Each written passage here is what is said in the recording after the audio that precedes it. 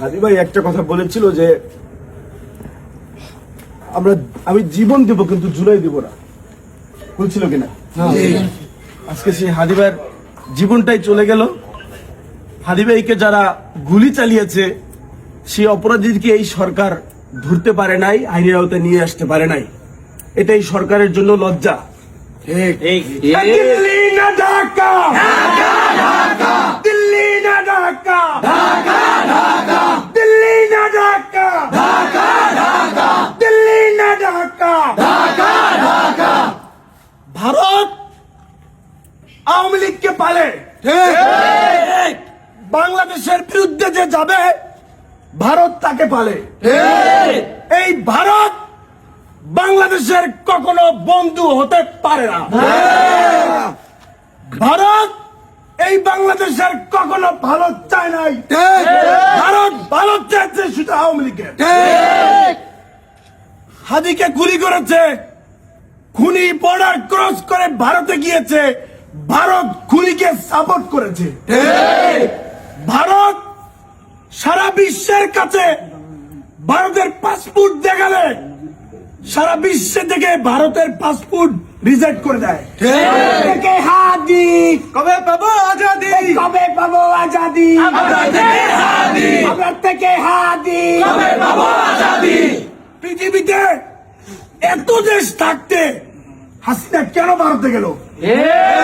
হাসিনা অনেক আগেই বলে গিয়েছিল ভারতকে আমরা যা দিয়েছি তারা সারা জীবন মনে রাখবে।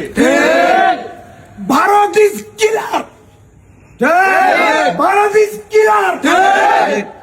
ভারত আমাদের কখনো বন্ধু হতে পারে না। ভারত ইন্ডিয়া তোমরা চেয়ে দেখো, কলাপাড়ার বুকে এরকম হয়েছে এর আগে? এখানে দাঁড়িয়ে সব পরিসরে হয়েছে? যেহেতু শুরু হয়েছে আমরা থামবো না। আমরা তোমাদের দাঁড় দাঁড়ি না, আমাদের সবকিছু আছে। হাদি বলে গেছে আমি চলে গেলে আমার সন্তান দাঁড়াবে। বাংলার বুকে হাদি জন্মাবে ইনশাআল্লাহ। দিল্লি না ঢাকা, দিল্লি না ঢাকা। আবদার ভাত তিস্তা নিয়ে কথা বলেছে, ইন্ডিয়ার এগেনস্টে কথা বলেছে, আবদার ভাতকে টিকতে দেয় নাই। আমরা শুনেছি আমাদেরকে টার্গেট করা হয়েছে। We don't care. তোমরা কতজনকে মারবা, তোমরা কত হাদিকে মারবা, আমরা আমাদের দেশকে ভালোবেসেই যাব। তোমাদের যত গুলি আছে, তোমাদের যত টার্গেট আছে তোমরা পূরণ করো। এক হাদি চলে গেছে, শত হাজি বাংলার ঘরে জন্মগ্রহণ।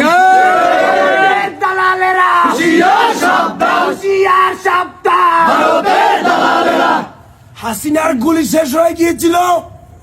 এই বাংলাদেশের মানুষকে মারতে মারতে অবশেষে হাসিনার জায়গা হয়েছে ইন্ডিয়ায়।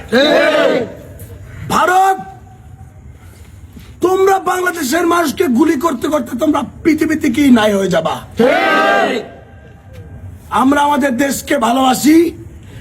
এই অযোগ্য সরকার আপনাকে যে চেয়ারে বসালো, হাদির মতো ছেলেরাই আপনাদেরকে চেয়ারে বসাইছে, তাদের আপনারা প্রোটেক্ট দিতে পারেন না। এই বাংলা বটার সেখানে বসে আওয়ামী লীগ পোস্ট করতেছে যে আলহামদুলিল্লাহ একটা উইকেট গেল। বাংলা আন্তরিক থানার পুলিশ কি করে?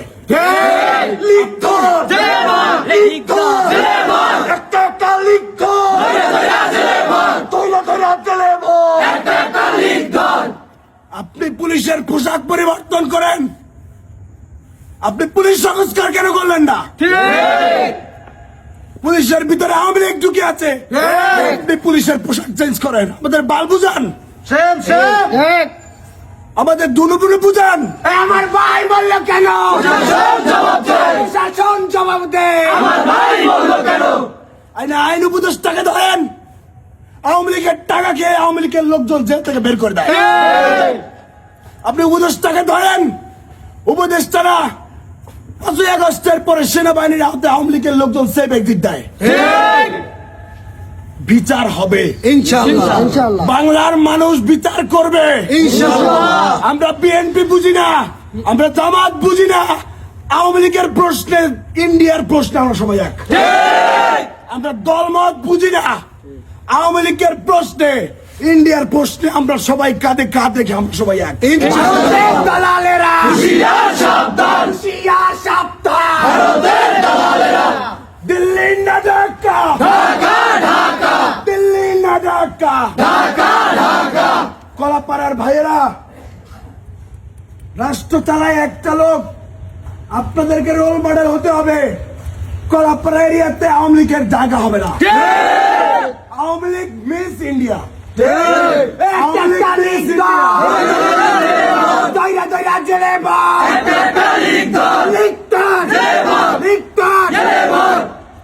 হাদি তো কোনো দল করে না এখনো, সাধারণ মানুষের ভিতরে ঢুকে গিয়েছে। হাদির পকেটে 50,000 টাকার বান্ডেল ঢুকিয়ে দেয়, ভাই তুমি রাজনীতি করো। হাদি বেঁচে থাকলে জানি না সামনে কি হবে। হাদি নতুন ইয়ং জেনারেশনকে রাজনীতি নিয়ে আসতেছিল, ওইটা ইন্ডিয়া মনে করছে এ বেঁচে থাকলে তো আমার গোষ্ঠী শেষ।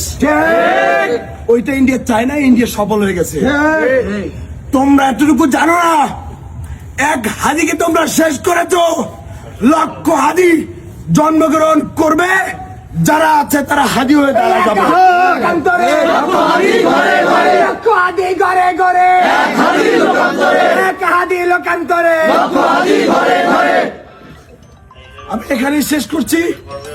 আপনার ভাইদের আপনার কাছে অনুরোধ থাকবে, আপনারা বড় পরিসরে কালকে আয়োজন করেন। কলাপাড়ার মানুষ হাদির পক্ষে দাঁড়াবে। হাদির পক্ষে দাঁড়ানো মানে বাংলাদেশের পক্ষে দাঁড়ানো। সুতরাং যারা ভিডিও দেখছেন, আপনাদেরকে অনুরোধ করবো, যারা কলাপাড়ায় আছেন, আপনারা সবাই এখন কলাপাড়া থেকে সারা বাংলাদেশে না, শুধু ইন্ডিয়ার আনাচে কানাচে পৌঁছায় দেন। আমরা ইন্ডিয়ার ধার ধারি না, আমরা ইন্ডিয়াকে গুনি না। তোমরা ইন্ডিয়া বড় রাষ্ট্র হতে পারো, আমাদের বুকে গুলি চালাবা, আমরা সেটা মেনে নেব না। আল্লাহ হাফেজ।